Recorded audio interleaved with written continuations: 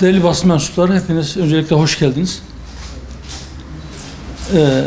Bildiğiniz gibi son günlerde siyasetin gündemindeki konuların başında anayasa değişikliği gelmektedir. Sayın Cumhurbaşkanı'nın yeni bir anayasa ile ilgili yapmış olduğu açıklamalardan sonra partiler genel anlamda bu konuya yaklaşımlarını ortaya koydular. Şu anda yürürlükte bulunan 1982 Anayasası irili ufaklı pek çok değişiklik geçirdi. 3 kez referanduma sunulan bu değişiklikler büyük bir oranda 1982 Anayasasını değiştirmiş olsa da bu Junta Anayasası ruhuyla, iskeletiyle devam etmektedir. En son değişiklik malumunuz 16 Nisan 2017 referandumuyla yapıldı. Büyük çaplı bir değişiklikti yine.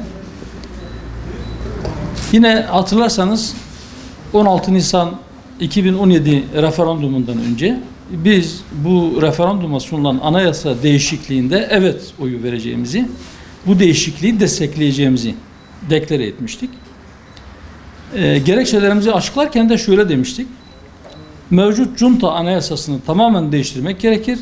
Eğer tamamen yürürlükten kaldırılamıyorsa, ne kadar değiştirilebiliyorsa iyidir. Hiç yoktan olduğu gibi devam etmesinden iyidir.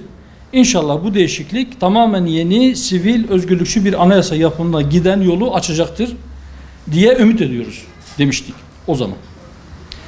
Şimdi o gün açıkladığımız bu en önemli gerekçelerinden birisi tamamen yeni bir anayasa giden yolun açılması ümidiyken bugün bu ümidin biraz daha güçlenmiş olduğunu görüyoruz. Bu yolun açılmış olmasını görmekten memnuniyet duyuyoruz.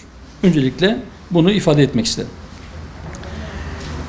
Biz Hüdapar olarak siyaset sahasına çıktığımız günden beri tamamen yeni, sivil, özgürlükçü bir anayasa yapılması gerektiğini söyledik, söylüyoruz. Bu anayasa, yani şu anda mevcut 1982 Anayasası memlekete, millete giydirilmiş bir deli gömleği gibidir.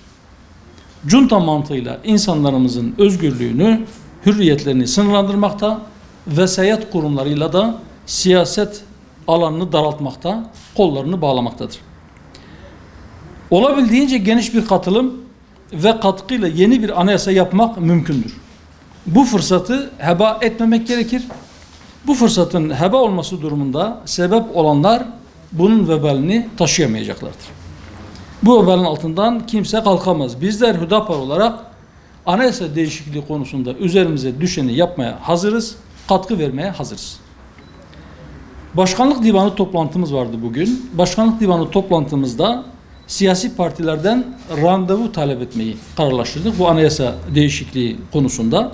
Sayın Genel Başkanımız siyasi partilerin genel merkezlerini ziyaret ederek yeni anayasa ile ilgili görüşlerimizi, önerilerimizi, taleplerimizi iletecekler. Sunacağımız, yani siyaset sahasına sunacağımız, kamuoyuyla da paylaşacağımız anayasa değişikliği ile ilgili önerilerimizi inşallah bu siyasi partilere yapacağımız ziyaretlerde siyasi partilerle ve basınla da paylaşacağız. Benim bu anayasa değişikliği şu anda kısaca söyleyeceğim bunlar.